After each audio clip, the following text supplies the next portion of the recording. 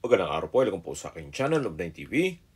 Patalasasan po, meron po ba kayong mga properties na napapabayaan or non-performing assets? Plan nyo ibenta, pero wala kayong oras sa pagbibenta nito.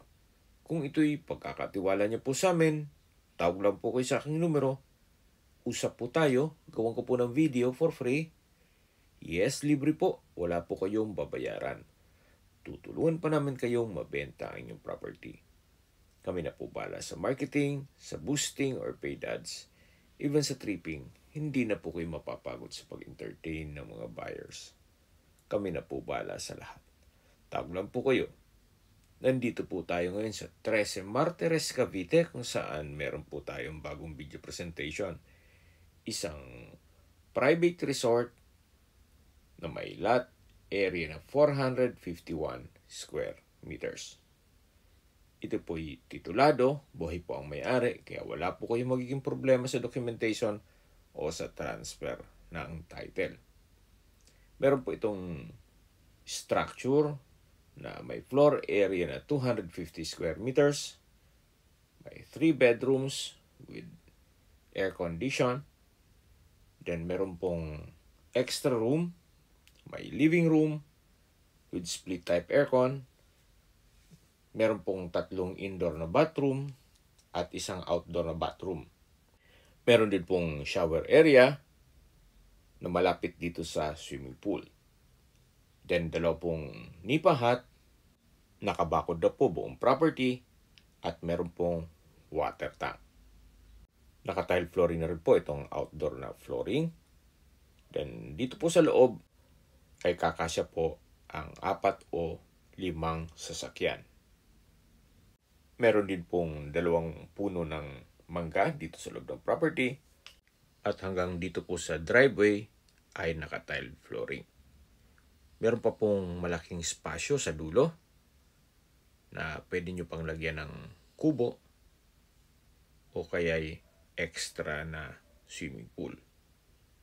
So, depende po yan sa magiging project nyo once na ma-acquire nyo ito. So, nandito na po tayo sa dulong parte ng property. Then dito po ay may balkonahe, meron pong billiard table, naka-tile flooring, naka-ceiling cove design. At mula po dito matatanaw natin ang main gate.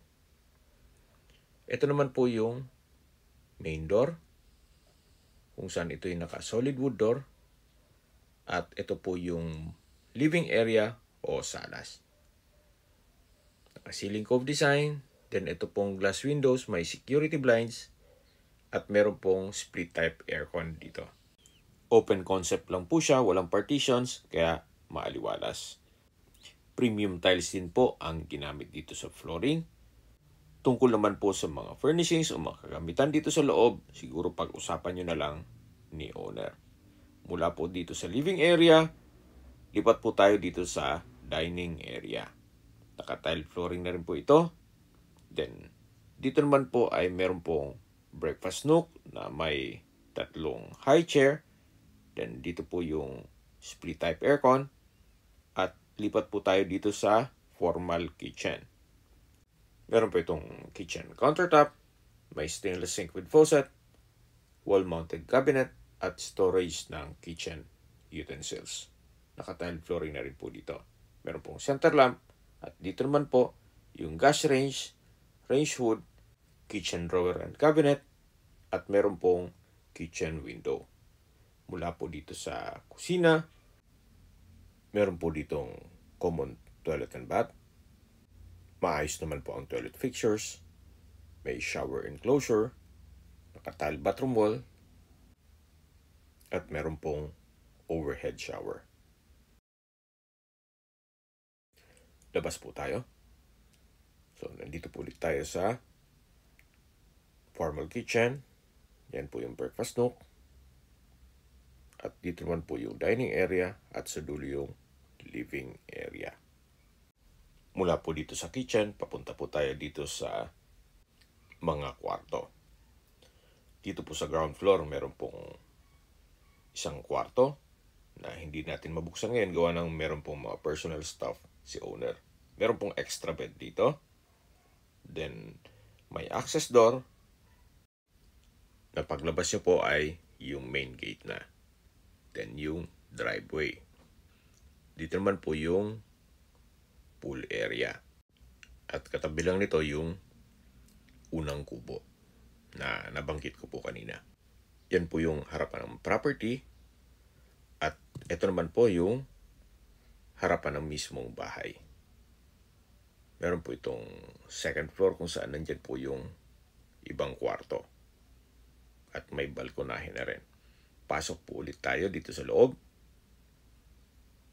At meron po itong mga extra rooms kung sakali man na marami kayong guest para ma-accommodate lahat. At dito naman po yung hagdan o stairs kung saan ito'y concrete staircase. Mamaya po akit tayo dyan. Check po muna natin yung pangalawang common toilet and bath. Yan po yung formal kitchen kung saan galing na po tayo dyan kanina. Nandun na rin po yung dining area at living area. Check po natin yung pangalawang common toilet and bath. Kung saan maayos din po ang toilet fixtures, naka-tile bathroom wall, at may hot and cold shower. Labas po ulit tayo. So yan po yung kwarto na nakasarado. Siguro upon tripping pwede natin mabusan yan. Then ito yung mga extra bed, yan yung access door, at ito naman po yung hagdan o stairs. Samahan niyo po ako, akyat po tayo. So sa pintura naman po dito sa staircase wall, maayos naman. At dito na po tayo sa second floor. Ito po yung hallway. Yan po yung mga rooms. Bago tayo pumasok dyan, check po muna natin itong balkonahe. Kung saan ito yung naka-glass door.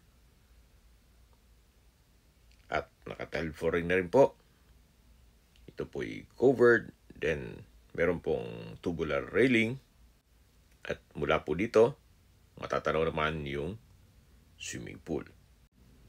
Yan po, tunghayan po. Napakaganda. Double purpose po. May rest house ka na, may resort ka pa. Kung sakali man na busy ka na sa trabaho, pwede ka nang magtanggap ng booking. Actually, nasa Airbnb po ito. Kaya, ngayon pa lang, kumikita na si owner dito. So, balik po ulit tayo dito sa loob. Yan po ulit yung hallway. Then, ito po yung first bedroom. May dalawang glass window. Then, window type aircon. May bed and bed frame. May isang pintura ng ceiling at wall. At naka-tile flooring na rin po ito. Sa labas po tayo. Ito naman po yung pangalawang kwarto.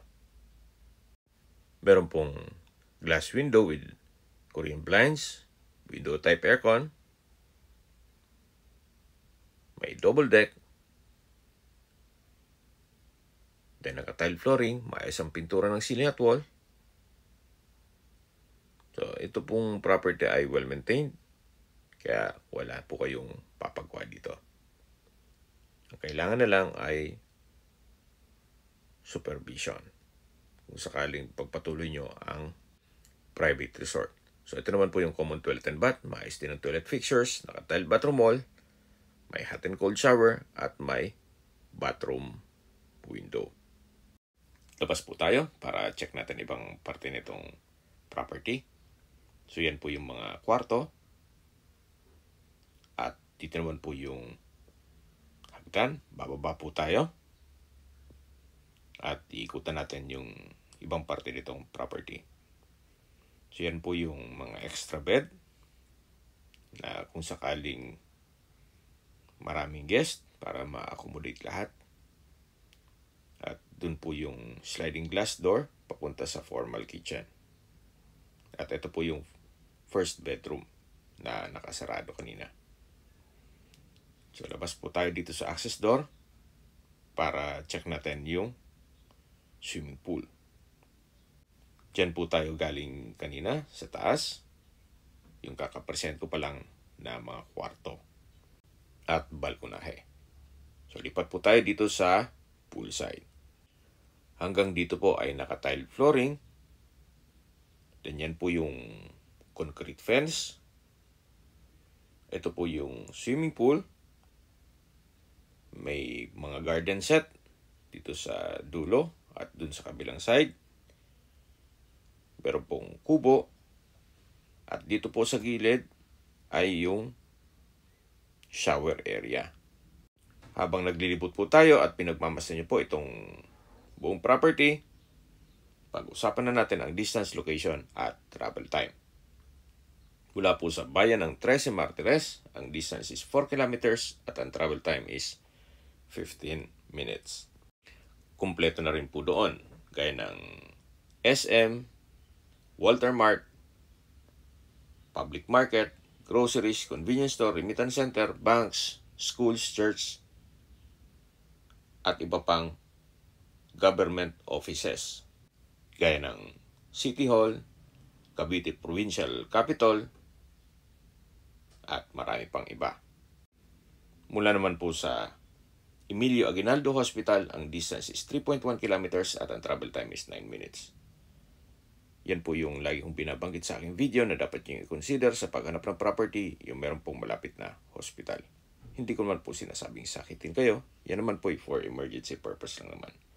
At mula naman po sa Tagaytay, ang distance is 23.4 kilometers at ang travel time is 48 minutes. Mula naman po sa Manila o sa airport, ang distance is 42.5 kilometers at ang travel time is 1 hour and 35 minutes. Sa presyo na po tayo. Binebenta po ito ni owner sa halagang 18 million pesos. Kung ang interested buyer po ay nasa Amerika, mas mapapabilis po ang inyong transaksyon gawa ng nandyan din po si owner. Kung sakali man po ang buyer ay nasa Pilipinas, wala pong problema at siya po'y uuwi naman dito.